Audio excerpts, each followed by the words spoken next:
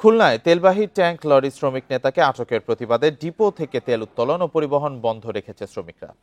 এ বিষয়ে জানাতে খুলনা থেকে আছেন সহকর্মী এইচ এম শামীমুজ্জামান। শামীম, শ্রমিকদের এই কর্মসূচির কি প্রভাব পড়েছে তেল পরিবহনে? সরবরাহ ব্যবস্থা ঠিক আছে কিনা?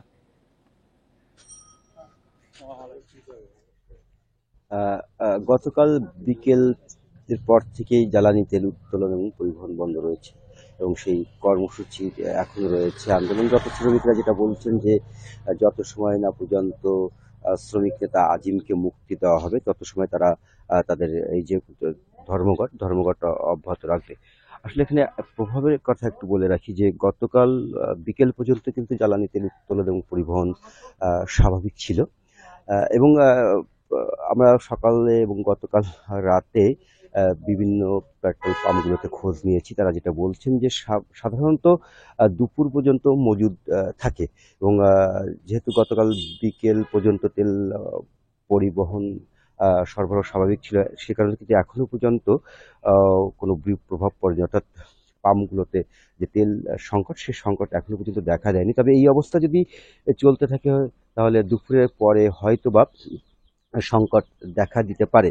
আর অপরদিকে আন্দোলনরত ট্যাংক লরি শ্রমিক ইউনিয়নের নেতৃবৃন্দ আমাদেরকে জানিয়েছেন যত সময় না পর্যন্ত তাদের বিভাগীয় সাধারণ সম্পাদক আলী আজিমকে মুক্তি দেওয়া হবে তত মুক্তি না দেওয়া পর্যন্ত তারা তাদের এই যে কর্মসূচি, এই কর্মসূচি অব্যাহত রাখবে। এবং তারা যেটা বলছেন যে খুলনার খালিশপুরে বিএনপি অফিস হামলার অভিযোগে গত ২১ আগস্ট যে মামলাটি হয়েছে সেই মামলায় আসলেই তার সম্পৃক্ততা নেই।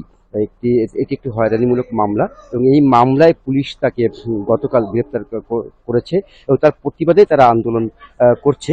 আর আমরা এই বিষয়ে পুলিশের সাথে কথা বলেছিলাম। তারা যেটা বলছেন যে যেহেতু আজিম এজাহারভুক্ত আসামিকে গ্রেপ্তারের পর তাকে ছেড়ে দেওয়ার কোনো নিয়ম নেই।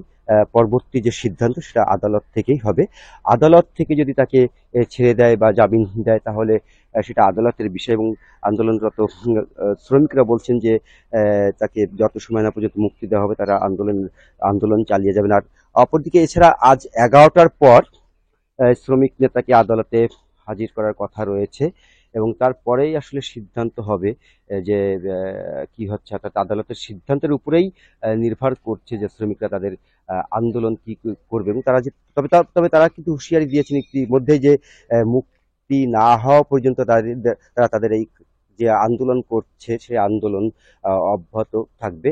আর যে কথাটি আসলে আমরা আগেও বলেছি যে এখনো পর্যন্ত কিন্তু খুলনাতে জ্বালানি তেলের সংকট দেখা দেয়নি এবং এখনো পর্যন্ত স্বাভাবিকই রয়েছে। তো এই ছিল আমার কাছে সর্বশেষ তথ্য। খুলনা থেকে জানাচ্ছিলেন সহকর্মী শামীমুজ্জামান।